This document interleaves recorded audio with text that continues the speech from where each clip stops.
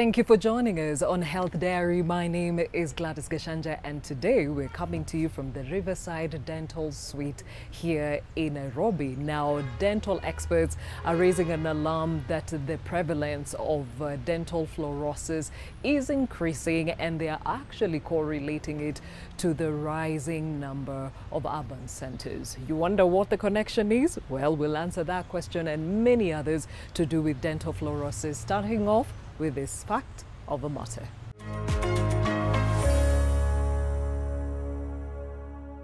Dental fluorosis is a condition that changes the appearance of the tooth enamel due to high fluoride exposure. Excess fluoride may be consumed through toothpaste, drinking water, and fortified foods. The change in appearance can range from color to the texture of the tooth, depending on severity. Though dental fluorosis often affects developing teeth in children under the age of 8, the effects can be later seen in adulthood. Dental fluorosis treatment isn't always necessary, but the appearance of the teeth can cause psychological impact. I have 4 children, but the one that is most serious is just one.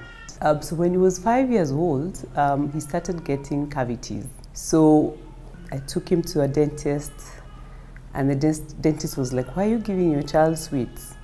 I was like, not really. Anyway, the second cavity, I was like, oh my goodness, what's going on? Because he's just complaining of pain.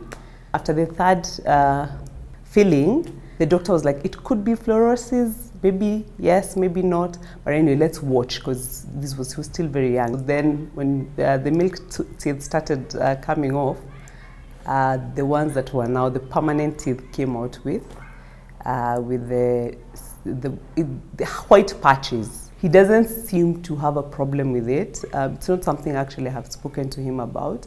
I'm more worried about it than him. But you know, he's getting into teenage, so I don't know how that would play out. We moved into this home 10 years ago. He's 13, so he was 3 years old. This is the time the teeth were developing. We were drinking borehole water. We didn't know that it had so much fluoride in it. The doctor said the only thing we can deal with this is just masking. So just putting a white color on top of his teeth. Then of course we're advised to buy toothpaste that doesn't have fluoride. With my other children, so the older one, when we came here, he was already 7 years old, so his teeth had developed. But then his premolars and molars are affected. Now my third child, who was born here, now we were now aware. So we bought a machine that was supposed to process the water, but it wasn't working. Then now I discovered a way of getting water, Nairobi water. Sadly, I've noticed she also has white patches. So I don't know, but the doctor told me, the dentist told me, I had a small kitchen garden, that even that can cause, like you have vegetables and you're using that borehole water, imagine that still affects the teeth. So, and I have a 4th child, so this time around I don't know what I'm going to do, because I've tried everything with the 3rd one.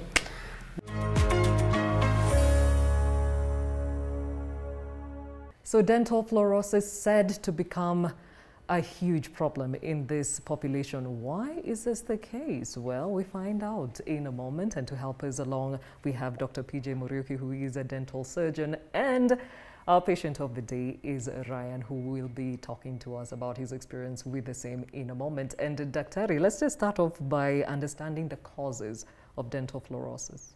Dental fluorosis is a condition that affects teeth when someone ingests high fluoride content for a very long time, between the ages of 0 to around 8 years. Okay, so where is this fluoride found? Fluoride is an ion. It's a naturally occurring element.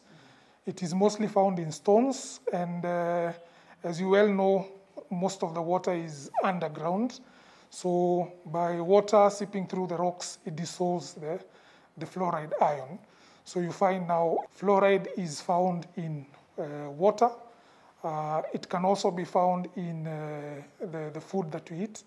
And it is also found in toothpastes that we use for brushing our teeth. And speaking of which, we know fluoride as something that actually keeps the cavities away. So when does it become lethal?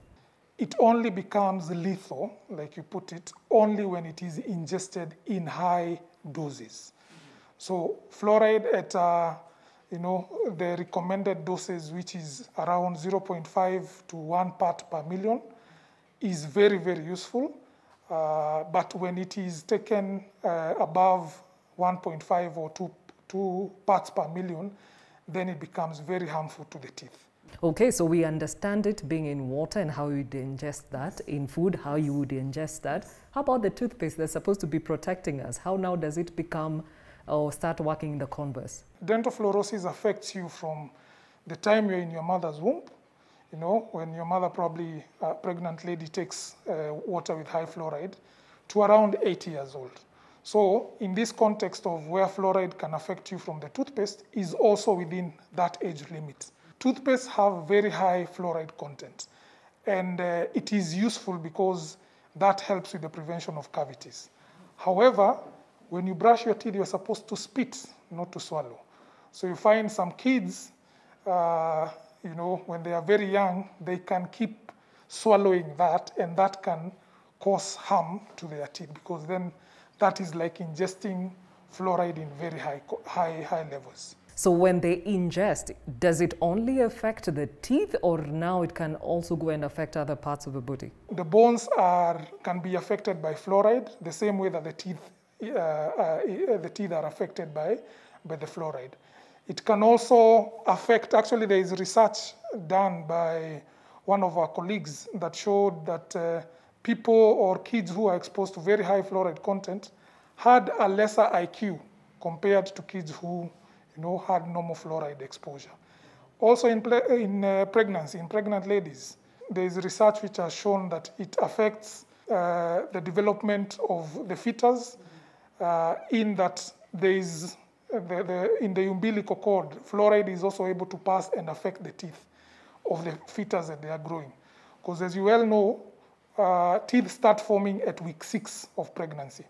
So high fluoride content will definitely affect the teeth, and that's why you find there are some kids who are born, and within the time that the teeth are starting to erupt, they come out discolored. Now, before we hear from Ryan, you're talking about children under the age of 8 being affected. But when you think about dental fluorosis, you think about an adult. For you and I, our teeth will not get affected by ingestion of high fluoride content.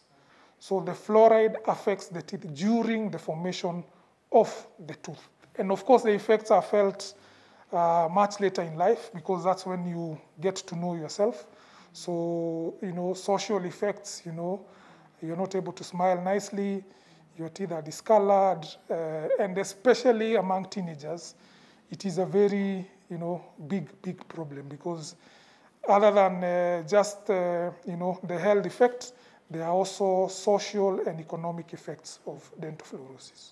So Ryan, you're here to get the fluorosis sorted out by Daktari. Why? It had been a major concern when I was socializing with people. The first impression of them was, this guy has discolored teeth, so it was not very appealing to the other people. Mm-hmm. So then I decided to seek out possible solution to fix my problem. When did you discover that your teeth were different from the next? Kids are very innocent, huh? When I went to boarding school around 2013, the problems started developing around the early stages of 2014 on the first tooth. Mm-hmm. Then the other tooth started developing the problem around the last months of 2019. Mm-hmm. So I started being concerned maybe it can spread to the other teeth. Daktari, interesting perspective here. So you're affected under 8, live through with good teeth, then at some point they start changing color. All the teeth do not form at the same time. So they form at different stages. So if the exposure, for example, you might be living in an area which has good fluoride content in water, then you move to a place where there is very high fluoride content. So that will definitely, you'll find that the pattern of the fluorosis, you can be able to even tell when the patient was exposed, right? Because you might find the severity is differing across the teeth, which is actually the case with him. You find fluorosis has different severities. We have very mild, we have mild, moderate, and severe. So in very mild, the teeth, actually the patient is not able to realize because there are small speckles on the teeth and the patient is not even aware. Then when we go to mild, you start getting some, correlated discoloration, which can range from yellow, and sometimes it can, get some hue, which we call chalky white teeth. In moderate, sometimes now that's when you start getting the discoloration. So it might range from yellow to light brown to dark brown in severe cases. And now in very severe, that's where you get now the teeth are starting to shell off. You find the teeth have grooves and pits on the surface and they start shelling off. So if you see a young child with discolored teeth, then they have been constantly exposed to high fluoridated water? Yes, most of the time. In our setup, most of the time it is the water because most of the people use borehole water. There are some cases that are documented that are caused by, ingestion of toothpaste, like I've told you, kids who just use adult toothpaste, and I told you it has a very high fluoride content. So you talked about the severity of dental fluorosis. Can we find out which Ryan has? For him, it is, you can see the discoloration is not uniform, right? So if you look at this, other teeth, they have some chalky white appearance. Yeah. But if you look at this, these two front teeth, those are the ones that are affected to the extent where we have brown, right, around there. And that's what we are saying is fluorosis, even for the same patient, you can have different severities on different teeth. It means that there was a time when these front two teeth were forming that we had a high exposure to fluoride. Is dental fluorosis permanent? Yes, it's actually an irreversible condition. It is not just, what we call extrinsic stains. Extrinsic stains are stains that you can be able to clean and remove, and that's a misconception that people have. The best that we can do is to mask out the discoloration, and that is now what we call the treatment, because it's not something that is just sticking on the tooth that you can clean out. It is within the composition of the tooth. Now, Ryan, before we take a short break, do we have your other family members struggling with the same? No. Interesting. Dr. Harry, explain that. It is unusual, and it can be you were exposed at a particular point in time, then the exposure was removed. But also, in some cases, you find even in schools, you might be having kids that are in boarding school. And in the boarding schools, they're using, borehole water that has high fluoride content. And the other kids are probably staying at home where the water is within the allowable fluoride content. When we come back, we understand what the treatment plan is, or at least what can be done to help sort out dental fluorosis, and that's why Ryan is here, and also understand in terms of regions, where do we have the prevalence of dental fluorosis? We'll be right back.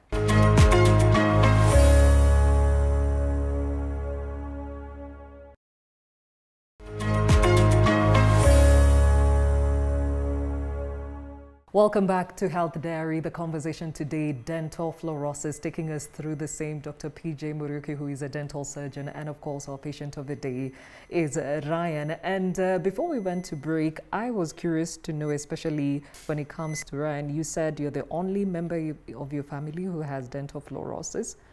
In high school, because that's where you suspect everything went wrong, were other students dealing with this? Not that much. But there were a couple of them? Yeah, there were a couple of them. How or what did you think the reason was? I think so, the water that I took when I was in boarding school. Yeah. And when you told your parents, what did they say? At first, it was not a big deal because it started forming on the first tooth. So when it started developing on the second tooth, now I became cautious.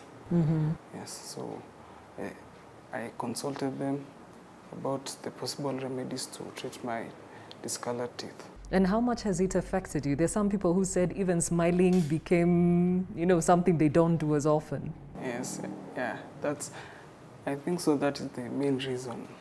Yeah, because sometimes you desire to have a good picture, so you can't smile. So just like that. Okay, and when this is sorted out, because of course Daktari will be telling us what he can do for you, how do you think your life will change? It will change because I will be able to interact with people comfortably, not minding about the discoloration of the teeth. All right, and for the record, you have a very beautiful smile, eh? Yeah, so I'm sure it's going to get brighter after this. So Daktari, treatment plan, what informs this? The treatment plan of fluorosis depends with the severity of the disease. So like I said, for mild cases, patients don't even notice. They are just okay. The problem begins when the teeth starts getting discolored. In some cases where it is not very severe, you can do what we call bleaching, but only if the enamel is intact. So in severe cases where we have the enamel missing or having grooves, then you can do veneers, okay? And veneers can be in two forms. You can either have the direct veneers. This is where you just do composite masking using a filling material just to match the other teeth. Or, long term, you do the indirect veneers. Those ones are permanent. They are color stable. They don't discolor. Good ones would be like 40,000 to 50,000 per tooth, So you can imagine if you are doing the front 8 teeth, that's a lot of money. So in his case, we are just going to do, isolated masking because it's not the whole tooth which is affected. So we are going to try and match the other teeth so that the smile is uniform. Okay, Daktari, we shall leave you to it because clearly Ryan here cannot wait to see this sorted out once and for all. And when we come back, we can see his big smile. You see, all his teeth are affected. Like the tooth, instead of it having a uniform color, it's having different bits of stripes and white and, all that. So this is a sign of mild to moderate fluorosis. So basically what you're doing, this is a conservative way of managing this case and also a cost-effective, which was involved. So we are just going to mask out that area and try to match it with the rest of the teeth. The masking, we usually say every year you have to come for us to polish. Actually, the difference between the masking and the porcelain veneers is that the masking discolors. So food, stains, it can pick up the stains. So these ones, we normally say at least around 5 years, then you have to redo. One of the other problems with the fluorosis is it is very hard to bond a filling. So people with fluorosis, you find the fillings keep coming off because of the structure of the enamel. Okay. Yes, so even with this direct, it's because we are doing direct without involving the lab.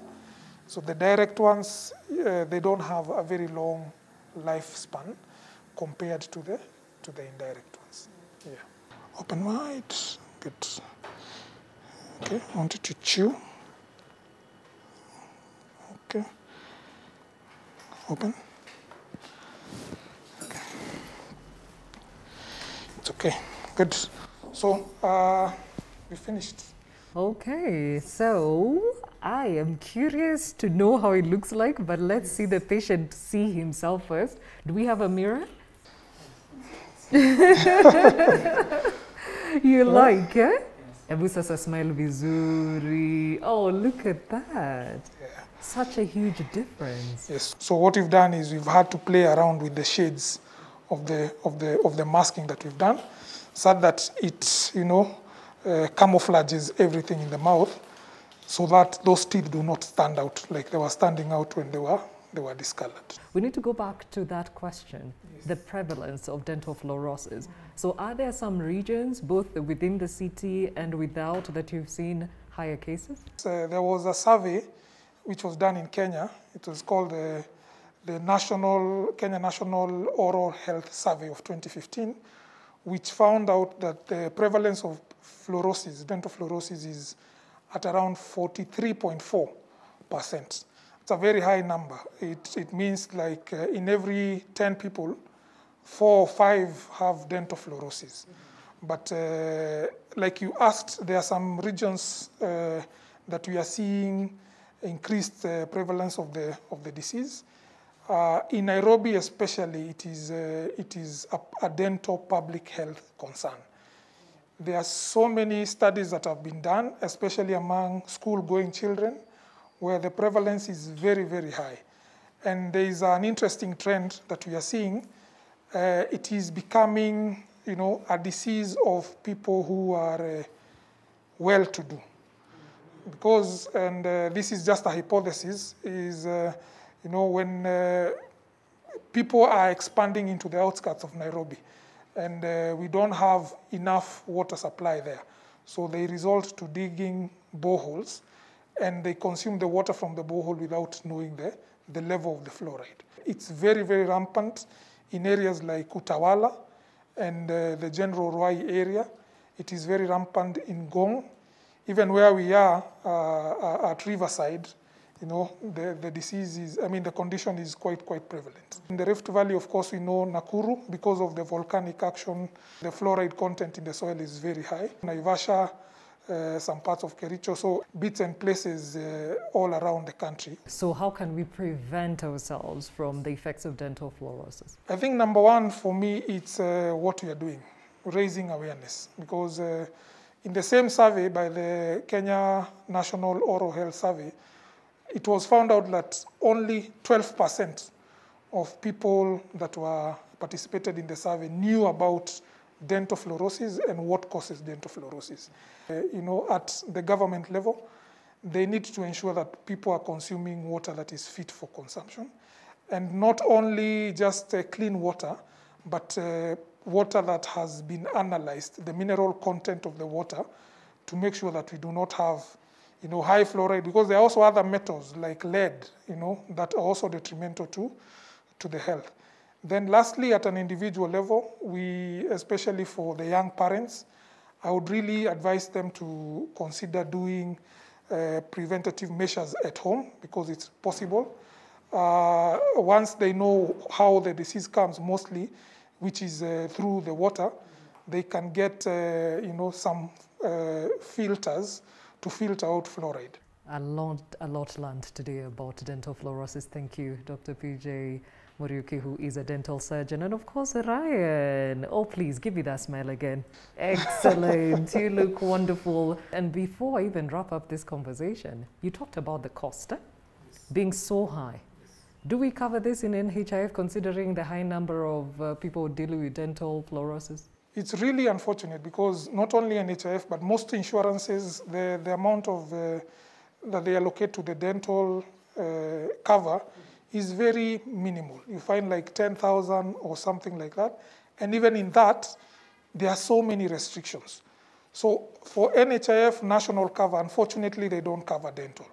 And more of that is even those who are covered dental, they say this is cosmetics, which I think it is not, because this is something that is affecting the social and economic aspect of a person. And in severe cases, those patients are not even able to feed, because, a lot of sensitivity on the teeth. So it's also affecting function. So it is high time that they declassified it as a cosmetic procedure and, made it to be a procedure which can be accessed by those people who are suffering from the condition. Okay. Again, Dr. PJ Muriuki, dental surgeon, and of course, Ryan, thank you for allowing us to learn dental fluorosis through your eyes or your teeth, literally, yes, so to speak. Well, time now for the health tip. Itching is common. And the problem with itching is that many things can give you itching. You can have an allergy that will give you itching. Online work, and now everything is on Zoom and this, that, and the other, and you are staring at something, your eyes get very, very dry. You know, if you have eyelashes that are loose, that will give you itching. Eyeliners and eye makeup, that will give you itching. So if you have persistent itching, you know, chronic itching that doesn't end, the best thing is to get an eye doctor to have a look, because you want to treat the underlying cause. Especially if you swim a lot, get swimming goggles, because they'll protect your eyes. But if you're an occasional swimmer, you open your eyes in there, nothing much is going to happen. Except the people who really react to chlorine. There are people who really react, and so those ones, swimming goggles is a good idea. Dental fluorosis, clearly an issue that we are having and seeing more of today, and I hope you noted down some of those tips to ensure that you protect yourself from the same. My name is Gladys Gashanja. Today we were coming to you from the Riverside Dental Suite here in Nairobi. Until next time, see you.